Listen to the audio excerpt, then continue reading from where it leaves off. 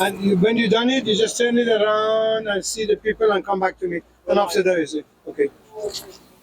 All right. We're outside 10 Downing Street. We're trying to make an impact by collecting all of our team together. I'm here with Dr. Sheikh Ramzy, who's one of the founders, the starter, the founder of our community group, Stop Trafficking Worldwide. Thank you so much for everything that you've done so far. The impact that we made already has reached hundreds of people, but I know that your mission is much bigger than that. We're aiming to help millions of people. Can you just tell us about how big of a mission you're on personally and what your impact is trying to be? The bigger mission, of course, is to save any and every slave of any kind. Is not we say, for example, we have to do it in here, and I'm doing my job, for example, UK. We are worldwide, and we have to help, and we never stop. We never stop. The intention is we never stop until the all are free. But for example, in our mind, I think, of course, by the grace of Almighty God and help of the people, and unite the people and unite the governments together, if I can help to save 100,000 more women, children, slave, and make him free, give him a basic human right. I done a basic job, but we never have to stop. We are never going to stop until all are free, because all are human. All they got heart, all they got family, all they got a mother, father, brother, sisters. They have been enslaved on the prostitution. They have been enslaved to working so hard. They have been enslaved for the pedophiles, the children going under. These are the evil. We have to root the evil out of that and stop all. And I am sure, by the grace of God, if all people united, we can do it. All people can promote. All people can be vigilant. Who is in trouble? For example, is she or he or other people are enslaved in any kind? You can find. Of course, we have the special written for recognition of these people mentally and physically. Therefore, if they can, everybody helps. Is good. It's not just Sheikh Ramzy or Rupin or other one helping, and is not our responsibility. It's a responsibility of any human being. Responsibility any human being toward the human being, toward the Almighty God, which they save. They enjoy this the life of freedom and enjoyment. Let our brothers and sisters who are in deep trouble, has been enslaved, have been kidnapped, have been imprisoned, and used as a slave. Let them have freedom and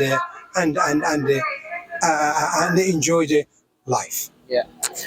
Lovely. That's really beautiful. And I guess that's why the charitable organization is named Stop Trafficking Worldwide, because this is a mission that we're not going to stop until this is completely eradicated from the planet and people are all free to live their life fully with freedom, with liberation. Now, can you tell us a little bit about you? So if people don't know who Dr. Sheikh Ramzy is and how long you've been doing philanthropic efforts and trying to bring impact through charitable organizations and helping people to achieve their human rights. Can you just tell us a bit more about you? Yes, I call myself, of course, the human rights activist. And I have been over 50 years doing this job, well over 50 years doing job. When I was a little boy, I was doing it because maybe I find it a mission, or maybe find that the people need to help, and I help them. And of course, I never give up. We do many things. This is one part of it. We help the many other countries as well.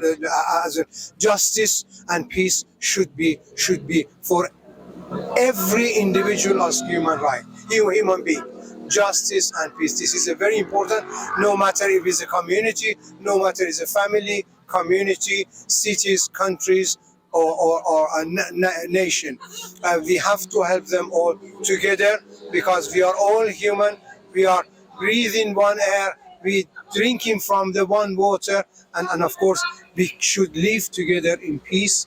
There is enough food for us, enough things for us. enough land for us, enough anything, enough freedom for us. If we don't take other ones and don't be greedy, we can see these are human, and after all, humanity is first. Therefore, if we are not helping him, if these people, and it says their problem, we have to question our humanity. Yeah, this is definitely not a problem of lack. The planet is not scarce of resources. This is more about greed and people taking advantage and exploitation of others. So you mentioned human rights. Human rights have come up a lot in the talks that we've been doing down at the United Peace Federation in Lancaster Gate. I wondered if you could maybe give us some insight about human rights, what actually are human rights, and how should people be more aware of what their human rights are? Like, can you tell us more about that? Of course, we have in these,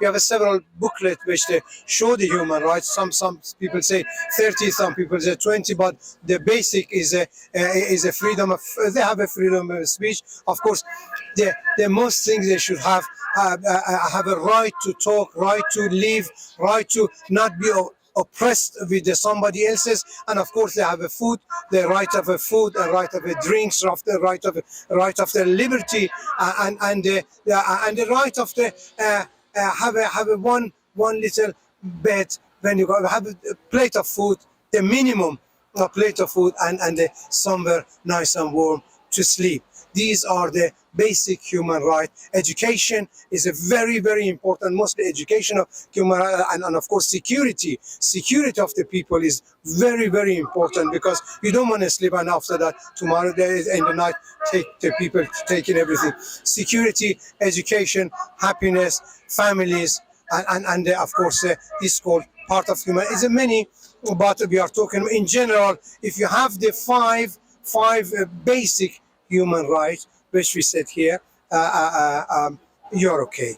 And many, of course, many more have a right of human right, for example, right of speech, right of the pen, right of that, right of this, as many have in which other people haven't had, but of course it's a different culture, different countries, different countries have a different kind of human right. For example, in this country is the most democratic country in the world, have a much more freedom than the other countries in the Middle East. Much more, because of the tradition, because of the government, because of the religion, because of many things which happen in there, which we are not against it.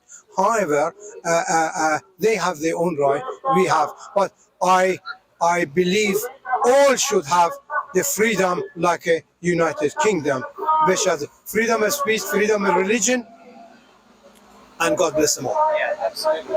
So there's a really good point that you're making there about the human rights. I'm glad that you were able to explain that for us. I know that you have a very big heart and you're a big humanitarian. So in your heart, what do you feel is the biggest pain that you're suffering when you hear about the people that are being human trafficked and people in modern slavery? Yes, this is very bad. Of course, in the modern slavery is worse than all the slavery. But what we have here is in my heart. I imagine when a child, I can see the child when we are under the pedophile and crying. I can feel the mother of the child which put in as a prostitution and hit and a bit, and to break his heart, break his all pride to do the prostitution. I can see them. I can see the people are a slave. They don't need to be the big chain on them. They are already chained. It's an invisible chain which they cannot do anything. I feel all, and I say this is my duty as a human duty to help them, to bring up. If I can't, for example, in the old religion of the world, because in the humanities, if you see the bad things, you have to stop it. If you can't stop it, you shout for it to stop it by hand to stop it. If it's not, but shout for it to stop it. If it's not as the weakest point which you are, you just say this is bad. This is bad. This is bad. At least in your mind, which you know this is bad, which your mind is in ease, and this is the weakest faith which you have. However, is me, which I put my life for the for the human, to help humanity. This is me. I love to help humanity. When it thrived, humanity thrived all over the world. I stop. We often compare human trafficking and modern slavery with the drugs and the guns, the arms industries, and look at these as the top three biggest criminal organizations that are worldwide. Now, one of the biggest issues that I've noticed with human trafficking is the recurring revenue of people who've been abducted, that they can continually make money for these criminal organizations. Can you just speak a little bit about the recurring profiteering that these people are making the from profiteering? Of course, these are the very big gang. Like, for example, you call it the mafia, you call it the cartel. They are totally involved, and of course, and of course, they kill without the mercy. They kill these mothers, children, and all without the mercy. And any person get in front of them, they will eliminate them. But of course, we are asking all the people, we are promoting awareness, and we are asking all the people, if all the people can unite and don't get scared of them, we can win. Yeah, these people are very dangerous, and with the guns and the drugs being these other criminal organizations and activities, once the gun is sold, it's sold. Once the drugs are sold, they're sold. But when a child is sold, then that child can be sold again next year. It can be passed around from person to person. If a woman is in the sex trade, then she's just continually making money, and then there's organ harvesting, which we're aware of as a major part of human trafficking as well. And so the human body is just being used continually, and the same person can make recurring revenue for the criminal organizations. The main thing is, can you talk about that? The main thing is what we can do. Of course, yes, it is if anybody Google that, you will find it. But what we can do, we have to bring a maximum, because at the moment these traffickers get a minimum punishment. Few lousy thousand, which you can get in 1 or 2 hours from they bring it from their work of the prostitution or whatever, which they do pimping or whatever, they can get it. The government must give maximum punishment. If America, for example, they got the chamber of gas chamber, or so on. So it can be this. But of course, in this country, we had a death by you know what I'm saying, hanging, or so on. So which they don't do it anymore, and they don't want to do it anymore. But the maximum punishment for them, they may stop. If it's just 2 weeks in prison and a £5,000 fine is not working, something is wrong with the system of justice. And system of justice must bring these ones. Anyone, especially anyone who is dealing with the trafficking, mother and children, must get maximum punishment. Doesn't matter if you do that, they will think to stop, because it doesn't work. So there was 60 years maybe in prison. Therefore, if it's 2 weeks and 3 weeks, you said they go to prison, this friend and whatever, drugs in the prison, that prison at the moment they say been run by gangs anyway. Therefore, it is going to look like the auntie's house. Therefore, this is maximum punishment. I have to get some kind of punishment. If it was mine, I say Rwanda, they want to send, for example, the refugees to Rwanda. Don't send it to Rwanda, send our prisoners to Rwanda, because we got a packed prison. We haven't got that. Prisons are, at the moment, awful. They send them to Rwanda, and they will find out they are not going to do it again. Yeah, thank you for talking about that. I think it's really important that we know exactly, like, the criminals who are causing these crimes and exploiting people are not being punished to the maximum level that the law can allow, and that perhaps the laws and the loopholes are allowing these people to get away without justice being served to them. Can you also speak about the victims? Because I know you've come face to face with a few people who've been victims of human trafficking, and what their effect is on people who have been victims of human trafficking. Well, these are, of course, the worst experience they have. This experience they stay with them all their life. they get scared. They don't trust no one. They don't trust no one, and they know. It's important thing is we have a psychiatrist which they can help them. We have people which are very skilled on the helping these mother and children, and we have to bring their confidence back to them, and it takes several years. Of course, can be done. However, the important thing is we stop these traffickers to traffic and abuse and abuse the human life, or abuse the humanity, and they stop him once and for all. We can do it if everyone get together, join us, and we can do it. Yeah, on that note, Dr. Sheikh Ramzy, like, would you mind to just tell people who are watching exactly what they can do to help stop trafficking, to get involved, or if there's anything that you would suggest that they start doing so that they can be yes, of course, the part of the solution, they all can join us.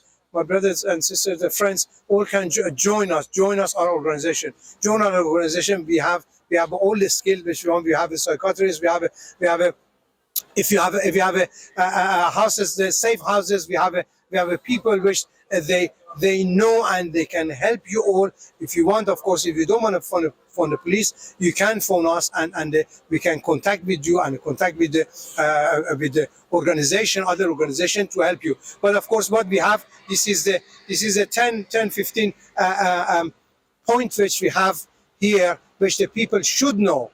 If you see these one, I'm sure you see the sign. You talk to them, don't push them. You talk to them. If they say yes, and after that, contact with us. But you have to know. You can see them.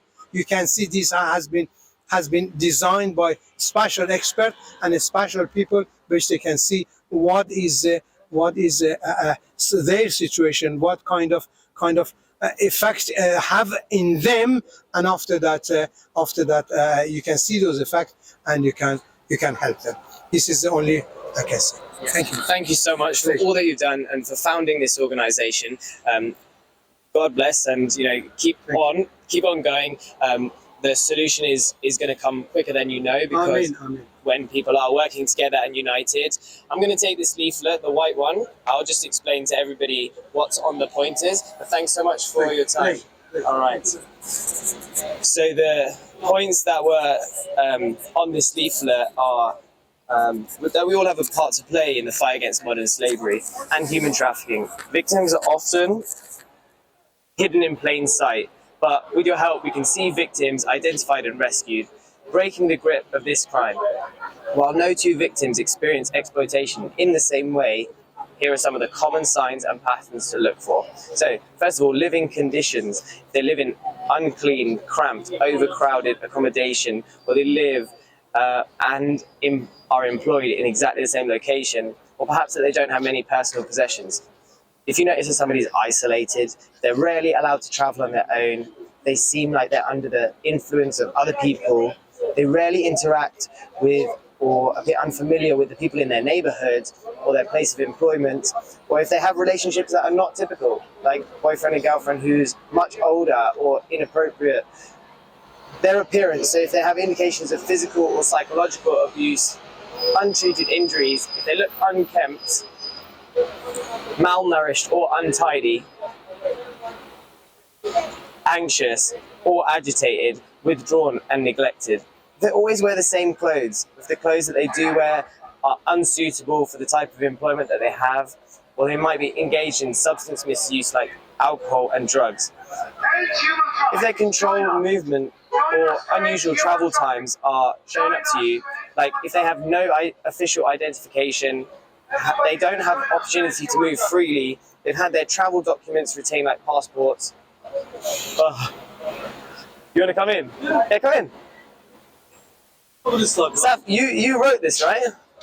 Travel documents taken off them, dropped off work, I did. either very early or late at night on a regular basis. They have unusual travel arrangements, children being dropped off and picked up in private cars or taxis at strange times or unusual places. So that's the first 4 on here, but 2 more on this side and then another 3 on the back. So actually there's quite a lot of information on this small leaflet, and we have even more information on our other leaflets as well. You can get all of this information on the website. This is Saf. Saf's one of the other founders with Dr. Sheikh Ramzy. So, Saf, can you give us a little intro? Because you have a very fascinating story yourself and have come to be on this committee for stopping human trafficking because of your efforts that you've made in your career and who you've become and the impact that you've already made to help so many people. So, before we start, can you tell us a bit about yourself? Yeah, hi. I don't know where to start, but I have my own personal experience of exploitation, not just personally to myself, but to members of my family and friends around. So it's a topic that's very dear to my heart, and it's something that I stand for in a great deal. So I think one of the main reasons why I decided to join this wonderful organisation as a director of Stop Trafficking Worldwide is because I feel that we need to fight against injustice. And the only way that we can fight against injustice, which is exploitation of women and children from being trafficked for sex, exploitation against people from being exploited against slavery, modern day slavery, grooming, county lines, all this stuff that's going on in the world on our doorstep, every day. In most countries, not every country in the world, we need to try and make a difference. And even if it is just awareness, even if we could just save one life, 2 lives, 3 lives, as many lives as possible, it's something that I feel really strongly about. My story, I've been exploited as a young child, not trafficked, but I've been sexually exploited. I've been abused from the age of 11 for about 6 years of my life, every day, on a daily basis. I was abused at boarding school, I was abused in the army. And I just feel grateful that I'm here to be able to help other people who've been abused in the same way, but also in addition to that, who've been trafficked as well, because it's a massive problem. And I'm sure you've spoken to people today. I know you spoke to Sheikh earlier and other members of the team, and obviously members of the public. There's a massive problem out there, and we can only try and make a little effort by working together and working as a collective and working in communion. And only then we have a little chance. Only then we have hope to try and help save lives and humanity. Yeah, absolutely. So, Sav, now that you've been speaking around the country, you've got another talk coming up with TED very soon, TEDx in Cambridge. So, good luck with that when that goes ahead. But now that you've met quite a lot of people and you've spoken to them about human trafficking, are you getting the sense that people in the UK actually know what human trafficking is, or do you feel like it's something that people are very unaware of still? I don't think people have an idea. Huh? Oh, thank you. I don't think people have an idea of what trafficking is, what modern day slavery is. I think they may have heard about it, they may have seen it on certain films, certain documentaries, but I really believe that they don't know that it's going on and how much is going on. What's it, 130,000 women? 130 million women? Is it? How many? I can't remember the actual figures, but I know it's a multi-billion-pound business, and I know it's, if not second or high, the biggest crime out there. Yeah, because the numbers in the UK are already very high, and then when you take it to global, it's just astonishing. It is, and the UK is a hub. The UK is a hub for the traffickers to use because this is where the money is. This is where they can make the most money from sex trafficking. This is where they can make the most money from slavery. People want to come to the UK to live the dream, but when they get here, they're sold a lie of maybe a good job, a lie of maybe a modelling contract. They come on that pretense, and when they come here, they're either sold for a life of sex, or they're sold working in car washes, working in restaurants, living in dire situations, living in dire environment, rats all over, rats infested hotel rooms, 6, 7, 8 people in a small box room, and not even getting paid for their work. It's a massive problem. Yeah, it is a massive problem, and every time I hear the UK statistics, I'm always blown away because I just didn't expect it to be such a problem that we have close to home like that. And what you just explained about the UK being a hub, when you think about it, it kind of makes a bit more sense that like the UK is the place that a lot of people want to come to. They get promised all of these things like a passport or maybe a job, maybe some security, stability, the ability to bring their family later, and before they know it, they've been manipulated and coerced or tricked into indentured servitude, or that maybe are indebted, or perhaps they're working for next to nothing, and are trapped in some sort of in their modern slavery. So what have you been speaking about in your latest talks when you've been on stage recently? Well, yeah, I mean, I've been sharing my story, but see, where I was before and where I am today is it's a big difference. Because of my experiences, and most of them have been quite unfortunate experiences, I wouldn't wish that upon anyone. But I've been there, and I use these experiences, and I use this daily and regular abuse that I endured. And I use that to my advantage to try and help other people. So I got involved in psychotherapy. I trained as a psychotherapist, and now I do a lot of psychotherapy work with clients and students at the Royal Academy of Music, but with clients all over the world who have also been victims of trafficking, victims of abuse, victims of exploitation, but even people who just suffer from depression, anxiety, and other mental health disorders. So I've dedicated my life to helping people who are experiencing not just mental health issues, but issues of abuse and trauma in particular. Yeah, yeah. And with the TED talk that's coming up, like, what did they ask you to? Why did they choose you to speak at TED? I think they. I mean, my story's out there. I've written a book called Out of the Madness: A Message of Hope. I've had my own show on Sky TV where I was the lead host. I have my own radio show. So my name and my story is out there. And they approached me to see if I could, do a TED talk about it. The actual theme of the day is called Transformed, so hence I have transformed. So I think that's what drew them towards me to ask me. So yeah, I will be talking a bit about my journey, but I'll be talking about a topic called acceptance. The title of my talk is "Acceptance is Your Next Episode." So I'll be talking about how acceptance is basically not only changed my life but saved my life, because without accepting my past and everything that I've been through, I would not be able to move on and live a life of fulfillment today. So that's basically what my talk is going to be about. Yeah. And when we were at one of the meetings at Lancaster Gate at the United Peace Federation, we had a special guest come down who had written a book. She was a survivor from the human trafficking experience that she'd been through. Do you remember much about what she had been through and how her journey had transformed her, and that she was essentially a broken version of herself, but she had to find her way back to herself over time? Do you know who I'm talking about? Oh, no, exactly. The incredible woman, Lurata Lyon. She's got a book out as well, and she's very much quite active on social media, and she's been interviewed by some big players. But her story is tragic. She is a survivor of trafficking, a survivor of sexual exploitation in the old Serbia.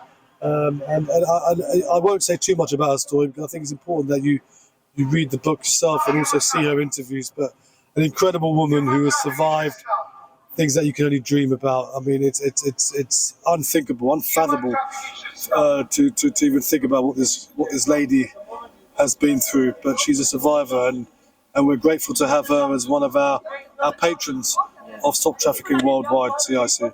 Yeah, we have an amazing group of people that speak regularly down at Lancaster Gate. I was wondering, Saf, if you might give us invite the people that are watching this episode to come down to Lancaster Gate to our next meeting and let people know about that. We would love you to come down. We do many events at the Universal Peace Federation at Lancaster Gate, as we've been mentioned. We also do some work at the church in Blackfriars.